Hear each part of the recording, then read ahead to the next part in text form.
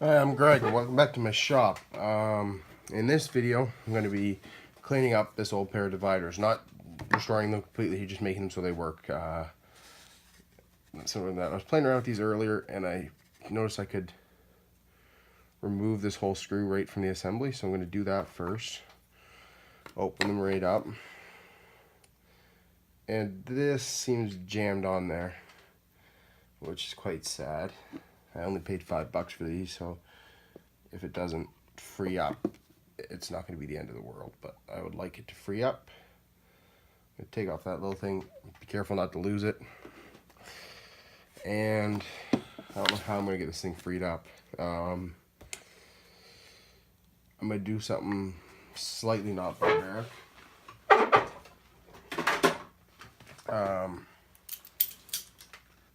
Just help get it freed up.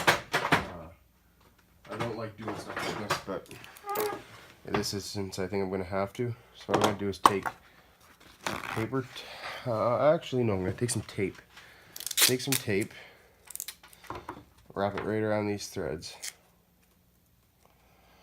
Really good.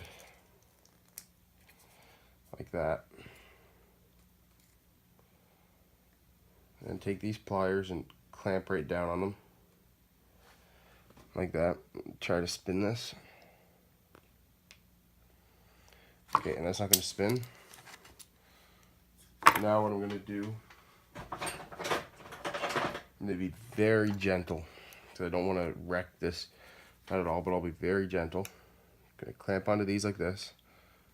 Very gentle. Like, I mean, this is seized solid, so there's no other choice. Or else my $5 will be wasted. So there we go. I'm getting a little bit of movement, which is good.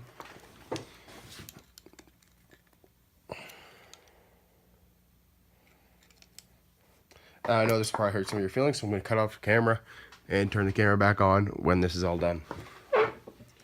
Alright, so what I ended up doing was I figured out that there's a small area where when these will be as far as they need to go, as far as I'll use them, closed, there's a little slight spot where there's going to be no threads that are going to be used at all ever. So what I did was I clamped onto there with my vice grips, not worrying about dinging up the threads, and then clamped this into, I don't know if you can see way over here, just in the edge there of my vice.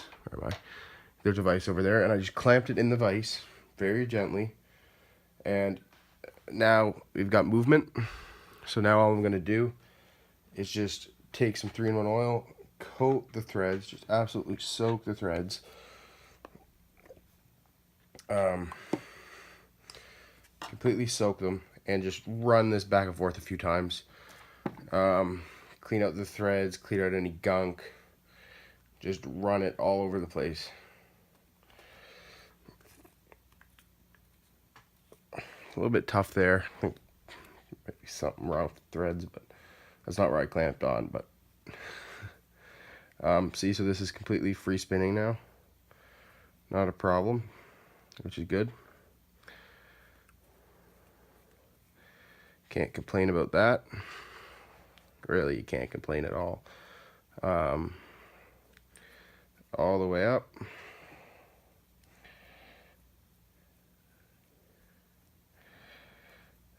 I call that good.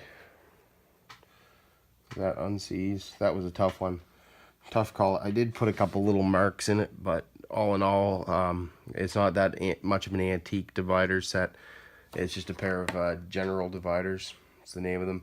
Made in England, so they're fairly nice, but you know, they're not going to be pretty in the end, so I figured it might not hurt to make them usable. I sort of had to do that. I know, sounds barbaric, but you know, in all, it's my pair of dividers. I can do what I want with them. So now I'm just going to take some steel wool and scrub down the arms here. You still see that on camera? Yeah. Just scrub down the arms. Like, I'm not going to go too crazy, but just clean up all the surface rust. The main issue really was just that threaded mechanism. Other than that, these are pretty much ready to go. But I'm just going to give them a little shine up, make them smooth, get sort of the coarse rust off of them. And I know I should be wearing gloves, blah, blah, blah, blah. My own safety, though, so. Please don't comment on that.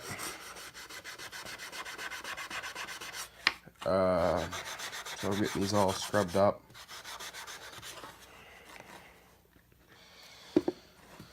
Very quite simple.